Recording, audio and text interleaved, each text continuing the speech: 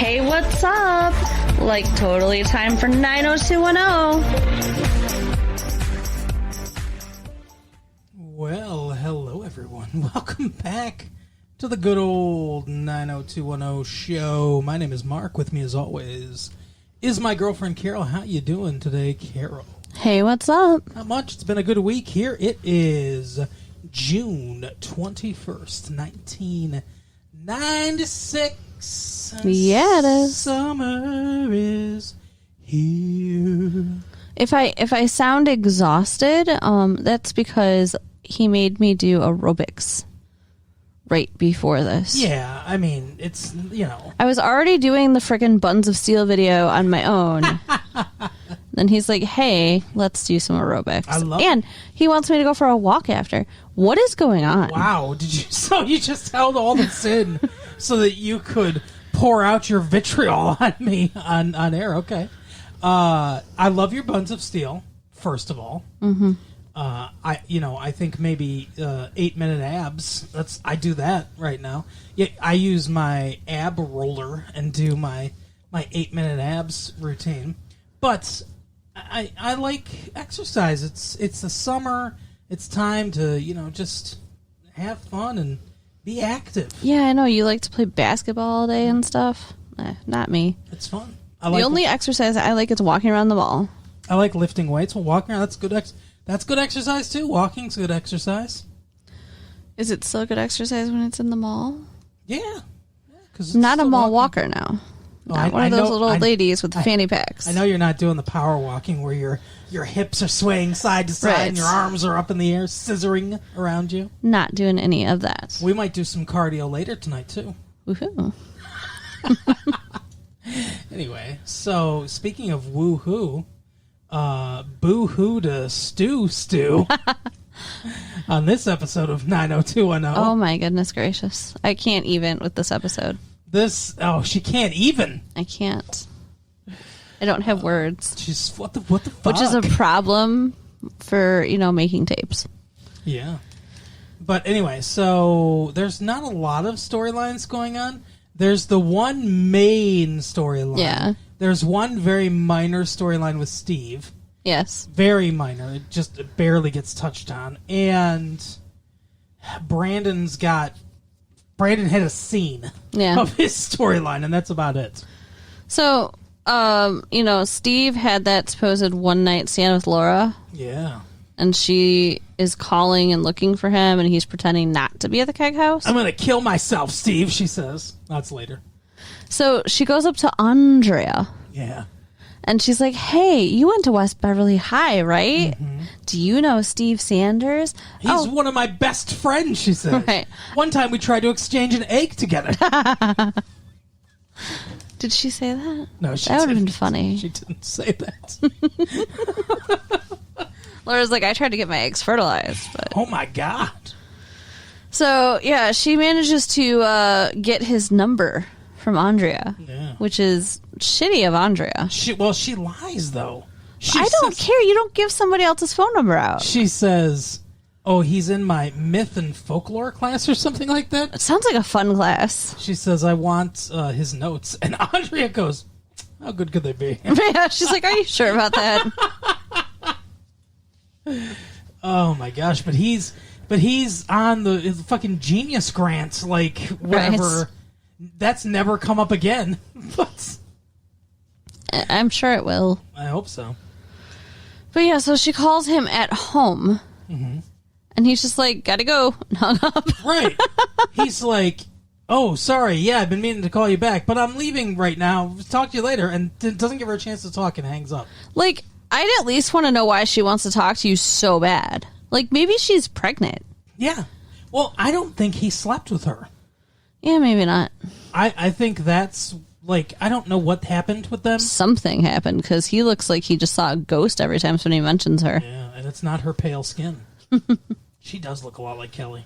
Yeah, it's kind of creepy. Well, I guess there is sort of a plot line between Kelly and David, too. Yeah. Kind of. Brandon's one scene is he talks to that professor, and he's like, hey, this dude, I can't get him to study anything. I don't think he's going to be eligible. And the guy's like, well, why don't you bring him to dinner? It's like, I didn't know we firmed up those plans. Right? He's like, did we have dinner plans? And then Lucinda walks in. Yeah. And says, "Oh, I always love fucking. I mean, meeting my husband's students. She's a predator. Yeah. I think she preys on college kids. She is something. Yeah. She looks, yeah. She reminds me. She looks like what? I don't know. She reminds me of like the poster child of like the Man-Eater from the Man-Eater song. Oh. Yeah. I remember that poster to the Man-Eater song. It's called Man-Eater by that Hall & Oates. Watch out, boys, she'll chew you up. Ooh, here she comes. But John Oates doesn't have any talent. here's the other thing with Brandon is he can't keep his fucking mouth shut, but we'll get to that. Yeah. So anyway, Lucinda comes in, she does that. The other storyline is we'll get to Kelly and what's his name? Brian Austin Green. Yeah. David Silver. The main thing is Brenda and Stuart. Oh, yeah. So the parents, Jim and Cindy, are not happy. And they're like, what are we going to do? How are we going to stop this thing? And the Carsons call and say, hey, we want to come over to lunch. Yeah, they just invite themselves over to their house. Very rude. And they're rich. Like, you don't impose on other people. You have staff. See, there's the thing. The rich people, they don't. Manners go out the window because they think they can do whatever the fuck they want. You know, they're like, oh, we're entitled. I guess. Because money soothes over everything. You know? I guess.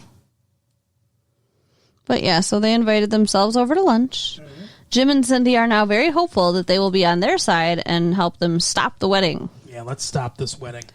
But instead, they are there because they want to discuss the plans for the wedding. And they invited Brenda and Stuart. Right. Yeah, because Brenda and Stuart are in that hotel room fucking all the time. Yeah, the parents were criticizing them on this too. He's like, I can't believe he's got her holed up in there like they're in their own version of Pretty Woman.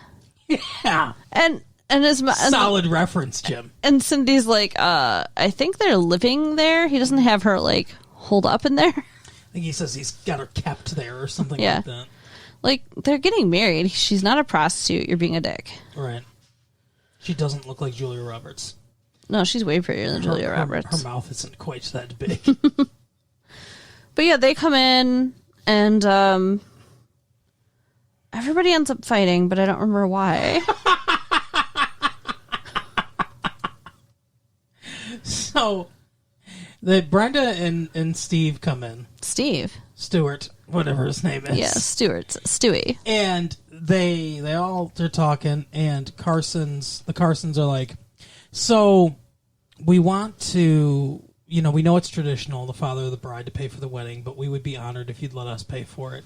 Because they want to invite 450 people. Isn't that fucking insane? I don't even know that many people. 450 of her closest friends. Yeah, even Brenda looks appalled. Like, she's obviously not talked to her about this either. No. They want a huge, lavish affair. She says Carson's going to have to build another city. He's going to pay for it. He's going to have to slip his way out of Jason Voorhees' clutches again. I don't know how did he get out of the toxic waste barrel that Jason shoved him in. I don't know, but okay.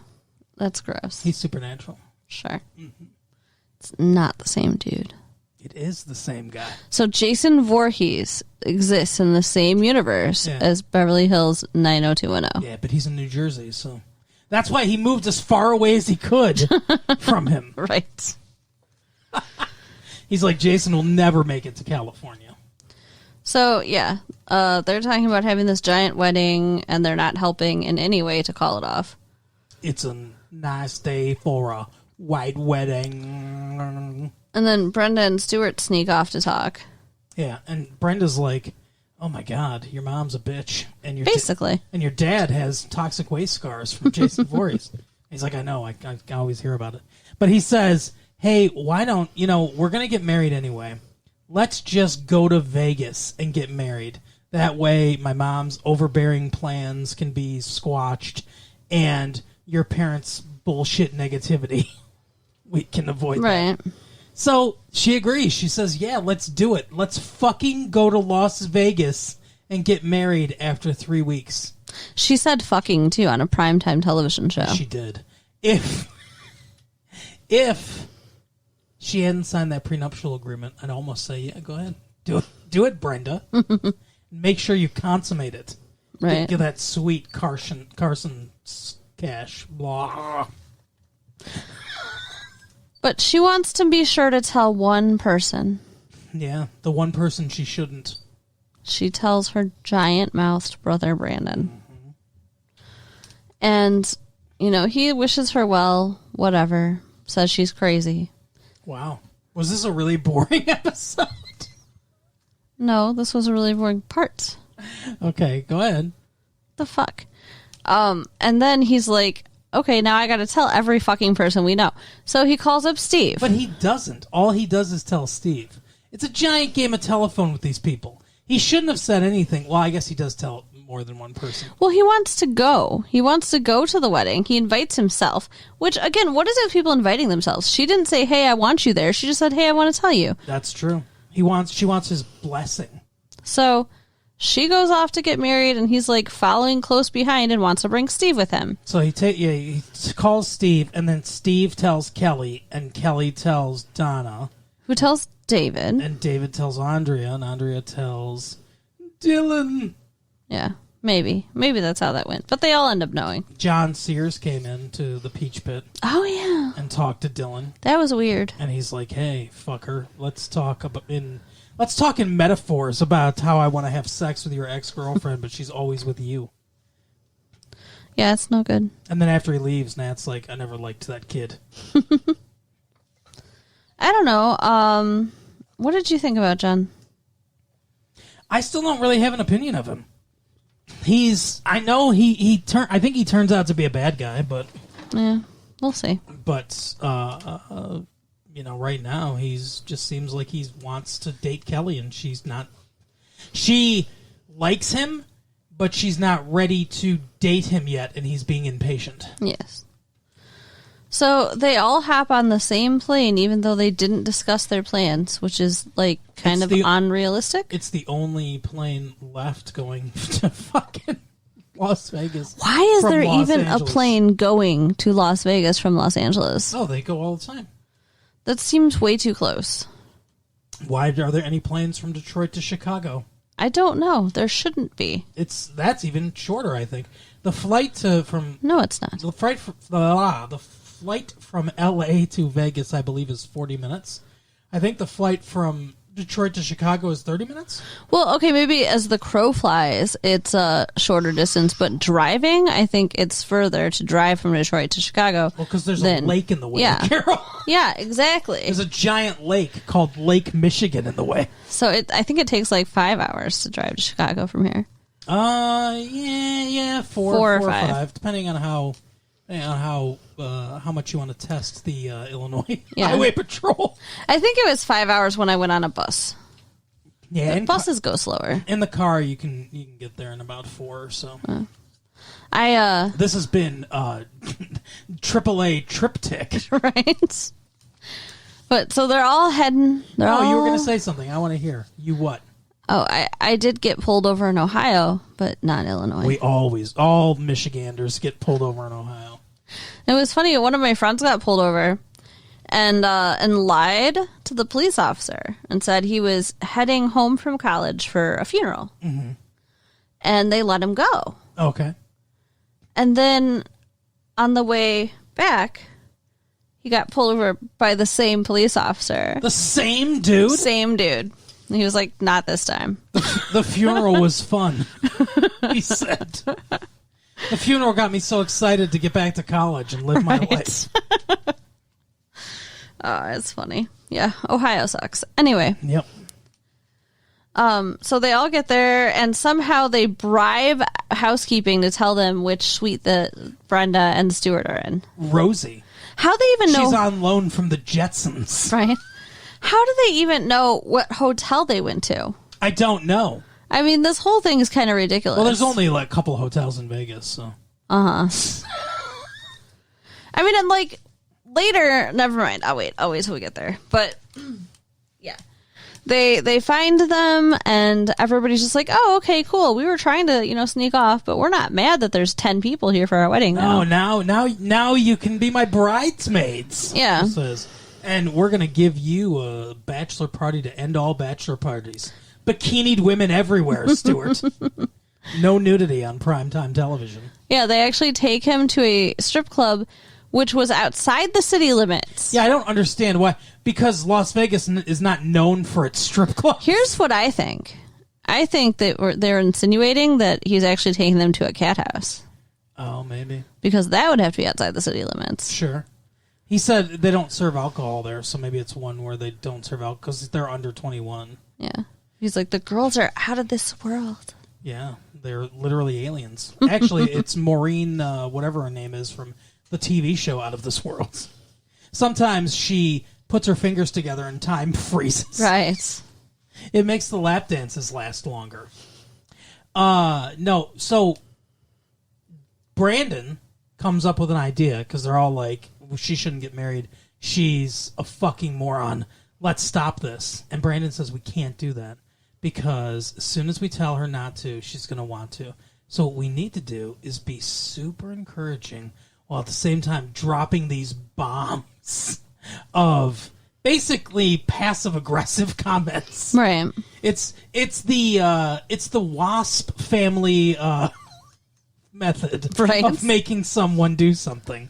So that's what they do, and actually they're pretty effective at it. Brenda looks absolutely terrified by the time they get to the wedding chapel. Even Stuart too, and we finally find out what the big mystery of why Stuart was such an asshole. Because a while ago he was the manager of one of his dad's clubs, and he was the guy to go to get drugs. He would deal drugs to the people, and he said he's cleaned himself up. He's not a scumbag. He's just a nice guy. Yeah, he's not doing drugs. He's not mean to Brenda. He's not doing drugs. He's not selling drugs anymore. He's not cheating. He's not, he's just working for his dad's company. Yeah. He's got a ton of money. He's a super nice guy. Carol thinks he's some kind of fucking dreamboat. No, I did not say that. I said he was nice looking. Yeah. Well, I mean, I think lots of people are nice looking. Doesn't mean want to fuck them. Better not. Better looking than his Voorhees surviving father, for sure. Whose face looks like a skull. He looks like he should play Skeletor. Wow, that's pretty mean. Well, I'm just saying. Maybe the toxic waste took a few layers off. Oh, gross. Anyway, so. Because it's New York, It's New York, his toxic waste. So in the meantime, Jim and Cindy, back in Beverly Hills, Brandon told them on his way out the door, but you can't tell Brenda I told you. He's like, I'm leaving. He could have gone out the door. Yeah. But he set his bags down, went into the kitchen where they were, and was like, hey, I'm leaving. They're like, oh, where are you going? Las Vegas. Las Vegas? Why? And then Jim's like, I thought you stopped gambling. Right. He's like, I'm not gambling. Wink, wink. And Jim's like, what? Where you going? And he goes, Brenda's going to be there with Stuart. Okay. Are they gambling? No, they're getting married, you idiot. Right. Yeah, it was pretty bad. So they want to go, and he's like, no, you can't go. Because if you go, then she'll know I told you. And she'll never trust me. Yeah. She shouldn't trust him anyway. Right? Because he's got a giant fucking mouth. That's right. Brandon. So they're sitting there and they're like, we can't do this. We got to go. So they get on yet another flight. Going to Vegas from Beverly Hills. Sure. And they're in some ridiculous hotel room that's like safari themed. And it has a rhinoceros horn. It looks like a Flintstones phone. And they start calling. First, they call the front, like, they start calling around. They're like, oh, there's so many, like, we need to get a list of all the wedding chapels. And so they start calling all the wedding chapels in Las Vegas. What the fuck? Yeah, that's a very, very easy way to find them. But somehow, magically, because it's TV, this works. And they call this place and are told, oh, yeah, they're getting married right now. Right. Like, they would even do that. I mean, that's bad for business. Right. Oh, they're here right now. Come stop the wedding. You have a gun? Okay. Cool. Oh, my goodness. So, Brenda and Stuart are up there. The pastor gives this, like, horrible, like, sermon about, I don't know, like, how... All of a sudden, Sidney Lumet started directing the episode, because they're racked right in this guy's face, and he's like, "You shall atone!" Yeah, it was really crazy. Like, nothing happy or romantic was coming out of his mouth. No. Anybody watch Network out there? He was like, "Oh, the Arabs and the oil and all that stuff." That's what he was like. That's what it looked like. It looked like a scene from the movie Network. It was bad. So, yeah. They get all freaked out. He's like the final nail in the coffin. So he asks if anyone objects. And then Brenda says, "I do." Mm-hmm. And then Stuart also wants to object. Yeah. Neither of them want to get married. And so they don't. And then she's like, "Oh, I don't love you." Yeah, what the fuck? I thought I loved you, but I think I was more in love with the idea of love. Like, just because you don't want to get married after 3 weeks doesn't mean that you have to, break up or break each other's hearts or say, "I don't love you." And now they're just breaking up. Yeah, they're just going to be friends. Why? They're dancing on the dance floor. They're like, "Oh, if not for a twist of fate, this could have been our first wedding dance." He's like, "Yeah, haha, we're never going to see each other again." Basically. I mean, it's like you said, he's a good-looking, rich, nice guy who's cleaned up his act, and she just doesn't care. Yeah. And they both seem super happy, which is just fucked up. I mean, I'm sorry. I get maybe they're relieved because they were a little nervous and they decided not to get married. Mm-hmm. They shouldn't be, like, happy. Yeah. And she goes, "Just because we're not getting married doesn't mean I don't love you." Even though she just said she didn't love him. At the chapel, she said she didn't love him.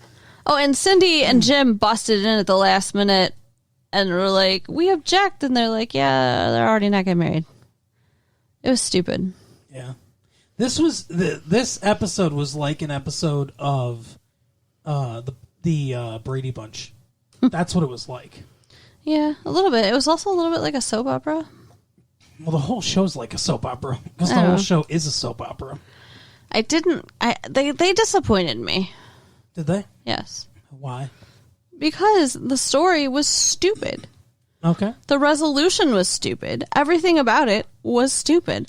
And they're not doing enough with the character. Like, it used to be more about the characters, and now it's about all these stupid stories. Yeah, it's more about the situations. I think you're right. I don't like it. It's like this dude's contract was up, so it's like, okay, see ya. Yeah, we're done with you now. Yeah, no. The resolution of your character is you guys didn't get married, and for some reason you don't keep dating after that.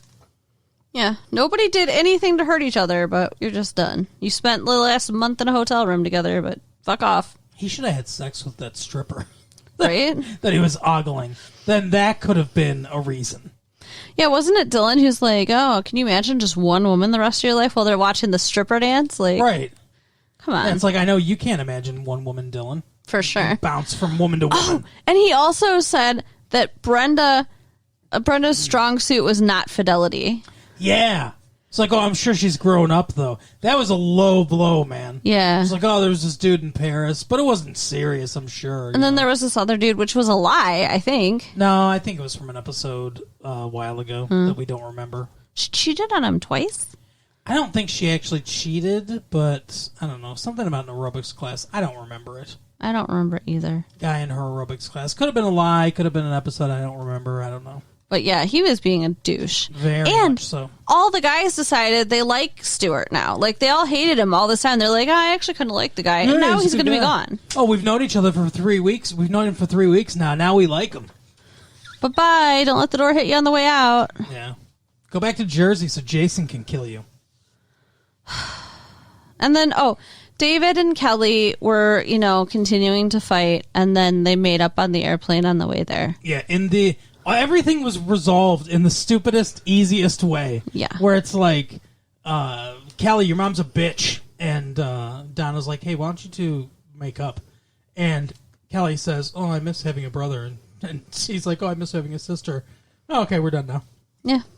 Whatever. All stupid. All pissed me off. this feels like an end to like a half season story arc or something like that. You know? Maybe it was. I mean, I'm sure there are some things like with Mel and Jackie that are gonna continue on. There's a couple threads of stories that are gonna continue on. Probably Brandon with this kid and Lucinda. That stuff will carry on. But a lot of the last, I don't know, 4, 5, 6 episodes were about Brenda and Stuart and them getting to know each other. And all like their storyline was really dominating things. And now that it's over, it feels like maybe some of these other stories can breathe a little bit and, take center stage, and maybe some other things can start happening. I liked the end of this season when we watched it, when we started watching it a couple of years ago. So I think that obviously I think it gets better. And, I hope that it goes well from here on out. I don't know. We'll see. Yeah. We'll see how it goes. It'd be very interesting if we start hating the show. We get onto like season 5, season 6 or whatever, and we're like, oh, fuck. Right. Well, what season are we in right now? We're in season 3? 4. 4? This is season 4. So next season's 5. Yeah. I mean, they got to have at least like 3 more seasons. Get them through college. Well, so right now I think, because we don't watch it live. Right. So right now I think they're on season 7 or 6. I don't know. Don't look at me. Yeah, I'm not sure. But I think they're on, maybe they're on season 6. I think they're on season 6 right now. So they got to have at least 1 more after that. Yeah, I would think so. And I mean, who knows? It might go on from there. I don't know. It could go on forever. Yeah. Like one of the daytime soap operas, Right. They never end. One life to live. We'll start getting daily episodes. As the world turns. They better not start doing daily episodes. We'll never catch up. Right? True. Oh, my goodness. Well, that's the episode for this week, Carol. Do what you do so well. Do that voodoo. Okay, that so you do so well. Write to us at latefee1994 at AOL.com. Mm-hmm. And go to our website at retrolatefee.com. Yes. And tell all your friends to listen. Tell them. And watch out for Jason Voorhees if you're in Crystal Lake, New Jersey. For sure. And if you live in the Beverly Hills 90210 universe, because it's the one and the same. Because he's coming to get Mr. Carson. That's right. Maybe. I don't know. So, what would that be like? Friday the 13th road trip across the country looking for one victim that got away. They should do that. They should. Come on, Hollywood, give us a call. We'll work out the movie for you. Or all the victims that got away. Every surviving girl or guy or whatever from all of his movies. That should be the next Friday the 13th movie. It's a road trip finding them all across the country. Okay. Killing one in each city or whatever. Do it. Do it. Do it. And tell friends about the show, too. All right, bye. Bye.